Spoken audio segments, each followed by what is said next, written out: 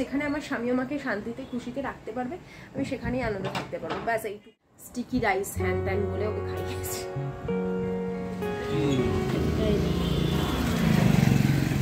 কেমন হয়েছে? ভালো।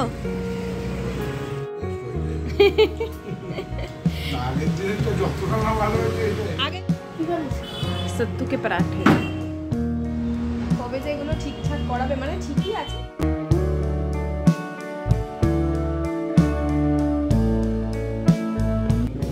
গুড ইভিনিং বন্ধুরা, welcome back to my channel. আশা করছি সকলে ভালো আছো, আর আমিও ভালো আছি, কিন্তু শরীরটা একটু বিগড়েছে।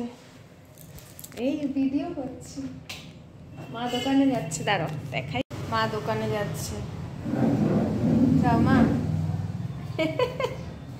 ভিডিও তো দেখাচ্ছি তোমায়, বুঝেছি, যাও।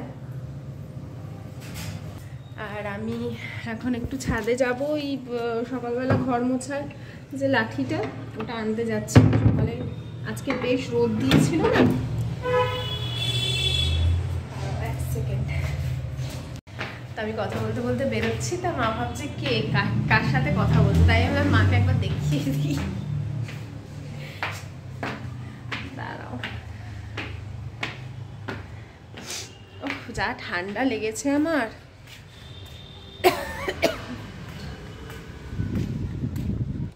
ঠান্ডা ঠান্ডা হাওয়াও দিচ্ছে, পুরো মুখ চোখ শুকিয়ে গেছে সব, মানে খুব ড্রাই।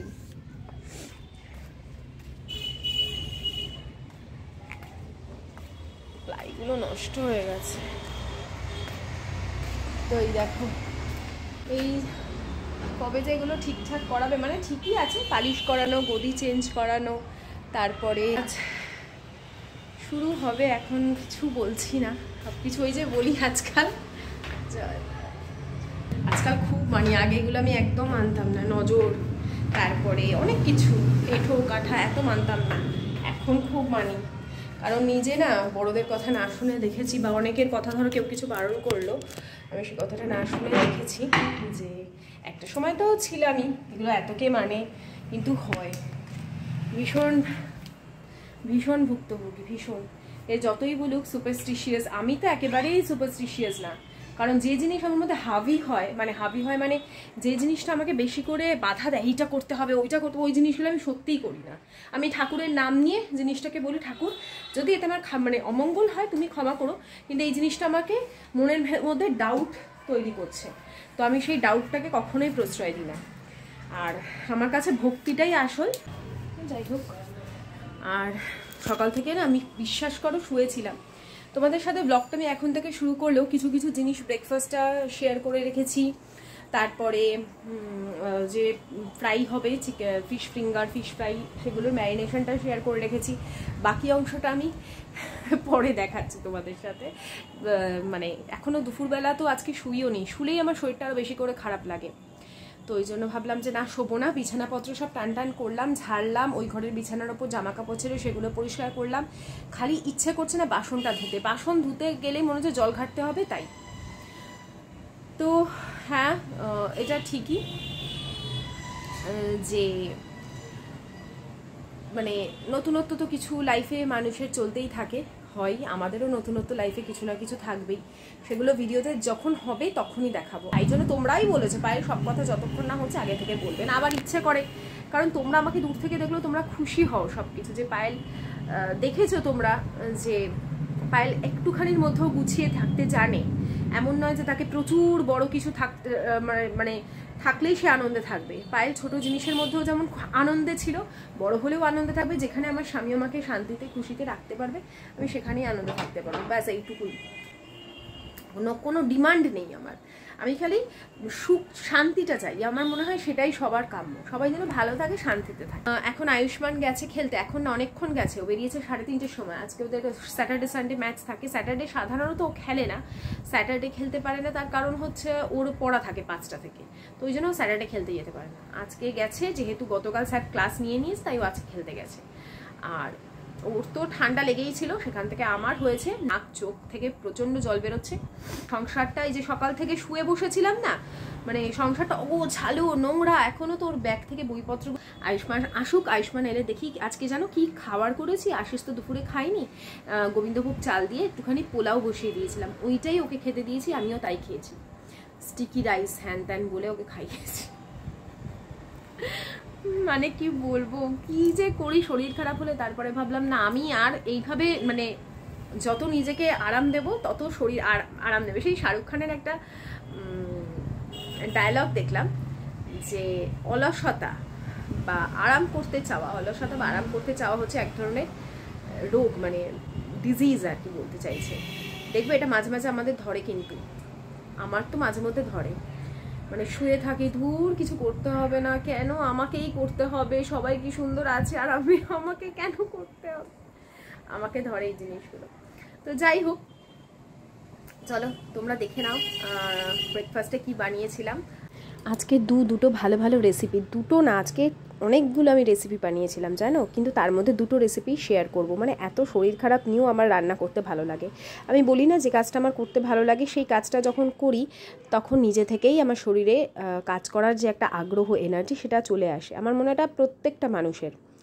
সকালে চটজলদি, বিশেষ করে শীতকালে যদি কোনো স্টাফিং পরোটা খেতে চাও, চটজলদি যেটা খেতে পারবে ভালো টেস্টি, সেটা হচ্ছে ছাতুর পরোটা। আমি এখানে পেঁয়াজটাকে সামান্য তেলে, সাদা তেলে ভেজে নিয়েছি, তার সাথে আদা একেবারে একসাথেই দিয়ে দিচ্ছি। আদাটা কিন্তু একটু গ্রেট করে দেবে, ভীষণ ভালো লাগে স্বাদটা।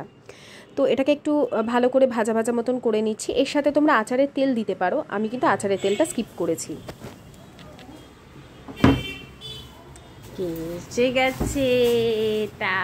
কেমন হচ্ছে বাবা এক্সাম? সত্তু কে পরাঠে, ডু ইউ লাইক ইট? আয়ুষ্মানটার খুব কাশি হয়েছে না, মনটা ওই জন্য খুব একটা ভালো লাগে না। আর ওই যে পেঁয়াজটা নরম হয়ে গেছে, লবণ দিয়ে ভাজতে দিয়ে গেছিলাম, যখন দেখলাম বেশ নরম হয়ে গেছে, তার মধ্যে আমি 2-3 চামচ মতন ছাতু দিয়ে দিয়েছি। তো তোমরা তোমাদের পরিমাণ মতন দেবে, আমি আমার আর আয়ুষ্মানের জন্য যেহেতু করছি তো সেই হিসেবেই আমি দিয়েছি। আর এখানে কিন্তু জল দেওয়ার বা অন্য কিছু প্রয়োজন নেই, এখানে নুন দেব, মিষ্টি দেব, অল্প সামান্য একটু চিনি দেব, আর আদার্স আমি কোনো মশলা এখানে দিইনি। আচারের তেলটা কেন দিইনি বলছি, আচারের তেল দিলে কিন্তু এর স্বাদ বেশি ভালো হয়। আমি দিইনি এই কারণে, আয়ুষ্মান হোমিওপ্যাথি ওষুধ খাচ্ছে, তো হোমিওপ্যাথি ওষুধে না টকটা বারণ, তা আমি জাস্ট ফ্লেভারের জন্য সামান্য পরিমাণে পাতিলেবুর রস দিয়েছিলাম, জাস্ট একটা লেবু লেবু গন্ধ আসবে সেই জন্য, তাও খুবই সামান্য, যাতে টক ভাবটা না থাকে। আমরা আসলে যেখানে মানে যে ডাক্তার খাই আর কি ওষুধ, তার কাছে না ওই টক জাতীয় আর কাঁচা পেঁয়াজ এইটাই পুরোপুরি বারণ। এই দুটো মানে বিশেষ করে তো কাঁচা পেঁয়াজ খেতে একদম বারণ করেন যখন ওষুধ খাওয়া হয়। তো ওই জন্য ওকে তো কাঁচা পেঁয়াজ এখন দেওয়াও হচ্ছে না। আর এদিকে আমি সামান্য পরিমাণে চিনি দিলাম, যাতে আরেকটু মিষ্টি মিষ্টি লাগে খেতে। এখন এটাকে রেখে দিয়েছি ঠান্ডা হওয়ার জন্য। যখন ঠান্ডা হয়ে গেছে এটাকে হাত দিয়ে খুব ভালো করে স্ম্যাশ করে নেবো, তাহলে এই পেঁয়াজের ফ্লেভার, তারপরে লেবুর যে একটা সুন্দর গন্ধ, সেইটা নুন মিষ্টি সব একসাথে একটা ঝুরঝুরে ব্যাপার হয়ে যাবে। যখন তুমি পরোটার মাঝখানে দেবে স্টাফিংটা, তখন না মানে আলাদাই খেতে লাগবে। তো গতকাল আমি তো আটা মেখে রেখে দিয়েছিলাম, এখন তো হলুদ অল্প করে ছোঁয়া, একজন আমাকে বলেছিল হলুদ ছুঁয়ে রাখলে না ওই যে বাস্তু দোষ বা যেটা হয় আর কি সেটা হবে না। তো হলুদ যেহেতু ভীষণই শুভ, ওই যে বললাম মনে একবার খুঁতখুতানি ঢুকে গেলে কিন্তু তুমি যদি মনে হয় যে হ্যাঁ এটা তো তুমি করতে পারো, তখনই করা যায়। যদি মনে হয় না আমি এটা কিছুতেই করতে পারবো না, তখন সেই কাজটা আমি কোনোভাবেই করতে পারবো না। তো এই হচ্ছে ব্যাপার। আর হলুদ কি বলতো, দেখবে আটা এমনিতেও এগুলোর কিছু কিছু কিন্তু সায়েন্টিফিক ব্যাপারও থাকে। আটা বেশিক্ষণ কাঁচা আটা যেহেতু আমাদের মেখে রাখতেও নেই, এটা কালো ভাব চলে আসে। তো সেই জন্য হয়তো হলুদ দিয়ে মাখলে হয়তো ব্যাপারটা এরকম কিছু ছিল যে হলুদ দিয়ে মাখলে এই কালো ভাবটা হবে না, এবং হলুদ তো প্রিজারভেটিভেরও কাজ করে, তাই না? তো জিনিসটা হয় এরকম। আর আমরা কিন্তু জিনিসটাকে অন্যভাবে দেখি, আসলে মানুষকে মানে যাতে তারা মানে সেই জন্য এগুলো করা হয়েছিল একটা সময়, যেগুলো এখন আমরা কুসংস্কার বলি। আর গতকাল আমাকে একজন কমেন্ট করেছে, তুমি এই যুগের মেয়ে হয়েও তুমি নজর দোষ, কালা জাদুর কথা আমি কোনো সময়ই বলিনি। কালা জাদু কথাটা আমার কাছে একেবারেই নতুন কথা। তবে হ্যাঁ, নজর দোষ আমি কেন, আমি একজন প্রফেসরের রিলস দেখি, তিনি যথেষ্ট বড় পোস্টে আছেন, তিনি এই জিনিসগুলো ভীষণভাবে মানেন। নজর জিনিসটা এমনই, কেউ ইচ্ছে করে নজর দেয় না, নজর দেব বলে নজর দেয় না। তোমার কোনো কিছুতে সে যদি এসে বলে বাহ তোমাকে তো খুব ভালো লাগছে, বা কেউ এসে বলে কী রে তোর তো এখন খুবই দেখছি উঠছিস, বা তোর তো এখন বিশাল ব্যাপার স্যাপার, এই জিনিসগুলোই হচ্ছে কিছু ক্ষেত্রে না মানুষের নেগেটিভ অরাটা চলে আসে। এগুলো মানে আমি যেমন সাবকনশিয়াস অফ মাইন্ড এগুলো যে বইগুলো পড়েছি সেখানেও কিন্তু এই ধরনের কথাগুলো লেখাই থাকে।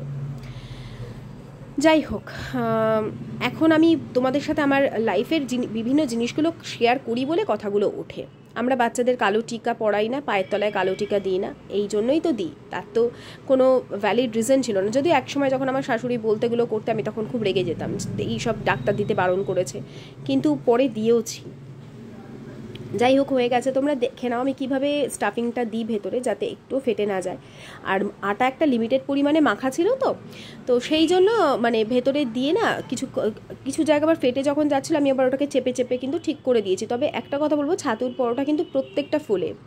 আমার আবার আলুর পরোটা কিছু ফোলে, কিছু ফেটে যায়, কিন্তু ছাতুর পরোটা অ্যাকচুয়ালি প্রত্যেকটাই ফোলে। আলুর পরোটাও ফুলবে কখন আমি বলছি, যখন তুমি মানে লেচিটা অনেকটা বড় করবে, তার সাথে মানে পুরটা একদম ঠান্ডা হতে হবে। যদি কোনো কারণে পুরটা গরম থাকে তাহলে সেটা ফাটবেই। তো এদিকে অল্প অল্প তেল দিয়ে প্রথমে সেঁকে নিয়েছি, তারপরে অল্প অল্প তেল দিয়ে এইভাবে যখন আমি ভেজে নিচ্ছি তখন কিন্তু মানে খুব ভালোভাবে এটা ফুলে ওঠে। এটা তো ছিল ব্রেকফাস্টের রেসিপি। তা বিকেল থেকে তো ব্লগটা শুরু করলাম। বিকেলে আয়ুষ্মানের জন্য কি বানিয়েছিলাম দেখো। না বাবা না না না, খেলেছ? বেশি খেলায়নি নাকি? ম্যাচ খেলায়নি। কেন, কি করিয়েছে? বেকার পাস শুট মানে এক্সারসাইজ হয়েছে আজকে, তাই তো? না না, পাস শুট পাস শুট। তুই ব্যাগগুলো এনে এখানে লোফারের মতন ফেলে দিস কেন খালি? লোফারটা শুধু প্রোদের জন্য। যাক, একটু এক্সারসাইজও তো হয়েছে বলো, এটাই বা কম কি? মজা দিও। এই কিচেনে কিসের জন্য? দাঁড়াও, হাত দিও না বাবা, নোংরা হাত দেয় না সোনা, নোংরা হাত দেয় না। চা কখন? চা না, তোমার বলেছি না চা খেলে দাঁত নষ্ট হয়। চা দাও বাবাই। ও দাঁত ঠিক হয়ে যাবে চায়ের জন্য। ওই সাদা ভাবটা কেন হয়েছে বলো তো? দুধ বেশি খাই বলে। দুধ তো খাসই না তুই। ওই দুধের মধ্যে চা, চায়ের মধ্যে দুধ।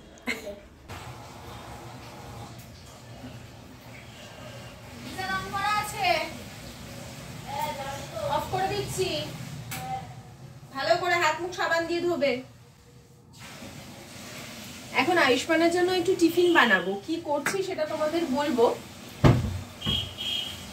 পছন্দসই সবজি নিয়ে নিয়েছি যা আমার ঘরে ছিল, ক্যাপসিকাম, গাজর, বিনস, হ্যাঁ পেঁয়াজ, এই এক টুকরো মতন আদা নিয়েছি, টেস্ট একটু বাড়বে।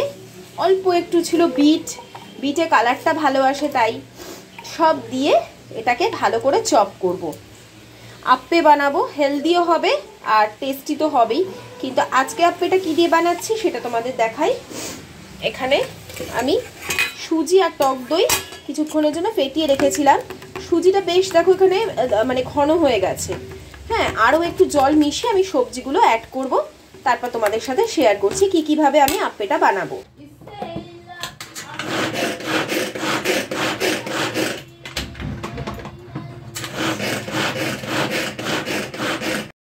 তো আমি বরাবরই চেষ্টা করি আয়ুষ্মানকে হেলদি অথচ টেস্টি কিছু খাবার দিতে ছোট থেকেই, কিন্তু এখন বড় হয়েছে তো আনহেলদি খাবারের প্রতি খুব ঝোঁক। তার উপরও বাবা তো আছেই ওকে সাথ দেওয়ার জন্য, সেও একজন আনহেলদি খাবার মানে পটু।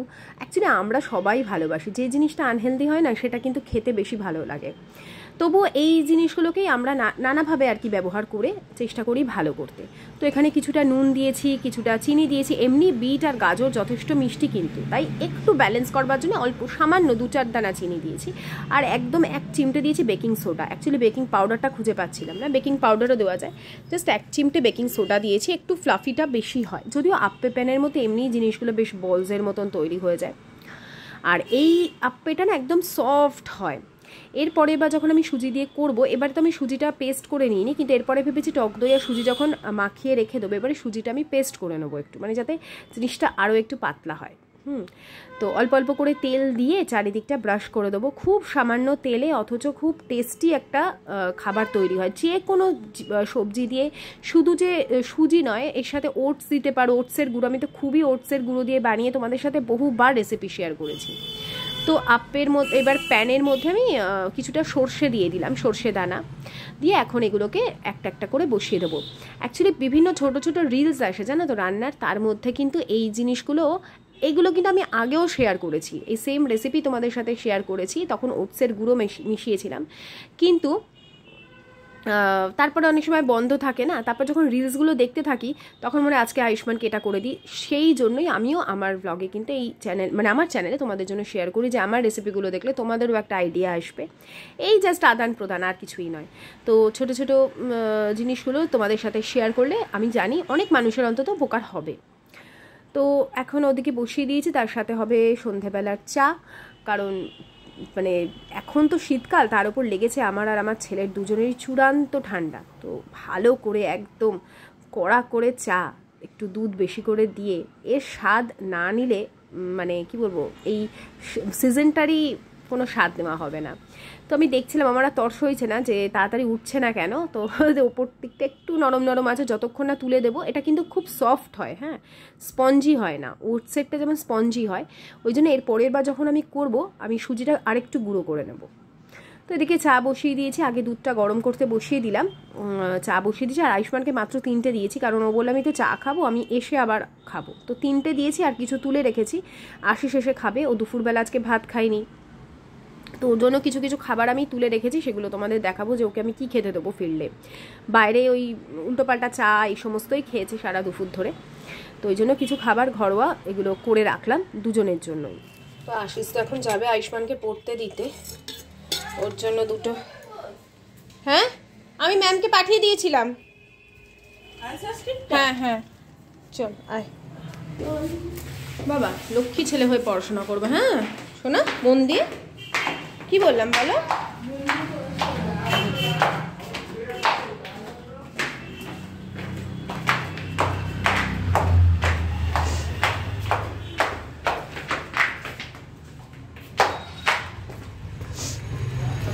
দাঁড়াও,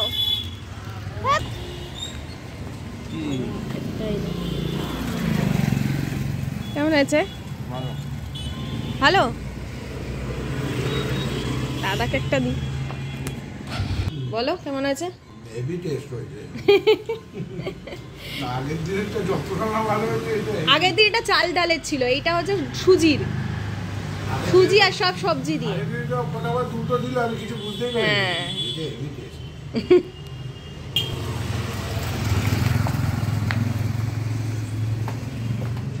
এক্সপেরিমেন্ট করছি, এক্সপেরিমেন্ট। এই দেখো, আজকে এইটা বানিয়েছিলাম দুপুরে খাওয়ার জন্য, পোলাও। ভালোই হয়েছিল খেতে, নর্মাল প্রেশার কুকারে বানিয়েছি। জানো কীরকম ঝরঝরে হয়েছে, দেখো একদম খিলা খিলা।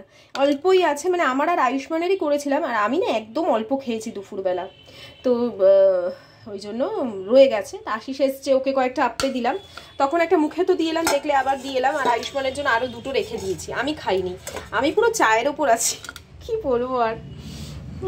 এখানে এটা একটু গরম করে দিই আশিসকে। আর তোমরা আমার কাছে মাইক্রোওভেনের অনেক রেসিপি চাইছো, আমি অবশ্যই শেয়ার তো প্রচুর করেওছি, আমার চ্যানেলে আছে। আলাদা করে কি শেয়ার করবো বলো তো? আমি তো আমার ডেলি ব্লগের মধ্যেই প্রত্যেক দিনের রেসিপি, যা যা আমি শিখি, যা যা আমি শিখেছি, যেগুলো ভালো হয়, ভালো রেসিপি একদম অথেন্টিক, বা আমি নিজে কিছু কারুকৃতি করে ভালো হয়, সেগুলো আমি তোমাদের সাথে সব শেয়ার করি। আলাদা করে আমাকে কোনো বলতে হয় না, মানে বলতে হবে না তোমাদের যে আমি কোনো রেসিপি, যেটা আমি জানি, যেটা করি, সবই শেয়ার করেছি। ঠেকুয়া থেকে শুরু করে, ও মাইক্রোওভেনে বোধহয় একজন কাবাব আমাকে বলেছো, মানে তন্দুরি, আমি বলবো মাইক্রোওভেনের থেকে অনেক বেশি ভালো গ্যাসে হয়, বুঝেছো? মাইক্রোওভেন কিনে নেওয়ার পর আমার মনে হয়েছে না, সত্যি বলতে কেক আর পাউরুটি এই দুটো অনেক সময় নেয় গ্যাসে, যেটা মাইক্রোওভেনে নেয় না। মাইক্রোওভেনে ভালো হয়, আমার এটা আমার এক্সপিরিয়েন্স থেকে আমি বললাম। গ্যাসেও হয়, হয় না তা না, তবে ওটিজিতেও কিন্তু খুব ভালো হয়। যাদের মনে হয় যে শুধু কেক বা ব্রেড বানাবার জন্য কিনবে, তারা ওটিজি কিনতে পারো। 2500, 3000 টাকা, 3500 টাকার মধ্যে ভালো ওটিজি চলে আসে। ওটাতে খাবার গরম করতে পারবে না, কিন্তু এই ধরনের কেক, ব্রেড এগুলো বানাতে পারবে। এই মোড়াতে বসে খাও না, বিছানায় খেতে নেই গো, বসে খাও। ভাত কখনো বিছানায়, চাল তো যতই হোক ওপরে নিয়ে খাওয়ার, যাই খাও। চাটাগুলো খাই ঠিক আছে, ওটা হেজি আসছে না। আর আজকে যে কি মহান ঠকান ঠকতাম, সকালবেলা তো দেখলে ওই যে পার্সলে পাতাটা আনবার জন্য না, আমি ভাবছিলাম যে অনলাইন অর্ডার করি, তো অনলাইনে বেশ কমেই দিচ্ছিল, 28 টাকায় 50 গ্রাম পার্সলে পাতা দিচ্ছে, আর ডেলিভারি চার্জ চাইছে 30 টাকা, বুঝেছো? মানে যা দাম তার ডবল নিচ্ছে ডেলিভারি চার্জ। তো ক্যান্সেল করলাম, ভাবলাম ওর সাথে প্যানকো ব্রেডটা নিই। তা জেপ্টোতে প্যানকো ব্রেড পেলাম না, প্যানকো ব্রেড ক্রাম্প আর কি। ব্লিঙ্কিটে দেখলাম একটা পাচ্ছি, ওটাতে আর একটা পাচ্ছি না। 75 গ্রাম চাইছে, এক প্যাকেট 75 গ্রামের দাম চাইছে 56 টাকা, সেখানে 3টে নিলে 117 টাকা। তা 3টে আমি অর্ডার করছি, আবার ওইটা জেপ্টোতে আছে, ব্লিঙ্কিটে নেই। মানে এরকম ব্লিঙ্কিটে আছে, একটা আছে 75 টাকায় 56, মানে 75 গ্রাম 56 টাকা। তো দোকানে আসিস বলে ছাড়ো, বাদ দাও, সব আনতে হবে না, আমি দোকানে যাচ্ছি, দেখি। দেখো এটা নিয়ে এসছে 1 কেজি, কত নিয়েছে 1 কেজি? 125 টাকা। আর ওখানে আমি পাচ্ছিলাম 150, 200 পাচ্ছিলাম না, তাই তো? 75 হ্যাঁ 225 গ্রাম পাচ্ছিলাম, সেখানে আমি 1 কেজি পেয়ে গেছি 120 টাকায়, আর 117 টাকা আমি 225 গ্রাম পাচ্ছিলাম। তো কিছু কিছু ক্ষেত্রে না আমাদের মানে একটু বুঝে শুনে দেখে করতে হয়, একটু খাটতে হয়, এই জন্যই। ভালোই হচ্ছে 1 কেজি, আমার তো লাগবেও। আর আমি নিজেই এগুলোকে, সব ব্র্যান্ডগুলোকে প্রমোশন করে দিই উইদাউট এনি মানি। যেগুলো আমার ভালো লাগে আমি কখনো চিন্তা করি না। অনেকে দেখি ঢেকে দেয়, কি কোম্পানি ব্যবহার করছে ঢেকে দেয়, তারা এত মানে কি বলবো, পয়সা ছাড়া তারা কিছুই বোঝে না। মানুষের সুবিধার্থে কোনগুলো দরকার না দরকার সেগুলো বলতেও তাদের দ্বিধা, হয়তো তারা সেই পজিশনে পৌঁছে গেছে বলে। আমি পৌঁছলেও করবো না, আমিও কি পৌঁছইনি, পৌঁছেছি। আমি কি চাইলে ব্র্যান্ড প্রমোশন করতে পারি না? না, ভালোও করেছি তোমাদের জন্য, কিন্তু যেমন নেচার শিওরের প্রচুরগুলো, যেগুলো ভালো আমার মনে হয়েছে করেছি, চুলের জন্য অনেক কিছুর করেছি। তো আমি বলবো যে যদি কোনোদিন সেই জায়গাতেও যাই যে ব্র্যান্ড একদম আমি হয়ে গেছি, তারপরেও আমার মনে হবে যেগুলো ভালো, যেগুলো পয়সার জন্য করি সেগুলো তো লোকে বুঝতেই পারে, আর যেগুলো নিজে ব্যবহার করি, নিজে পয়সা দিয়ে কিনে, সেগুলোও মানুষ বুঝতে পারে। তো নতুন ভিডিও আবার তোমাদের সাথে কালকে শেয়ার করব বন্ধুরা। আজকের মতন এখানেই শেষ করছি, এরপর থেকেও ব্লগ কন্টিনিউ আছে, সেটা কালকে পাবে।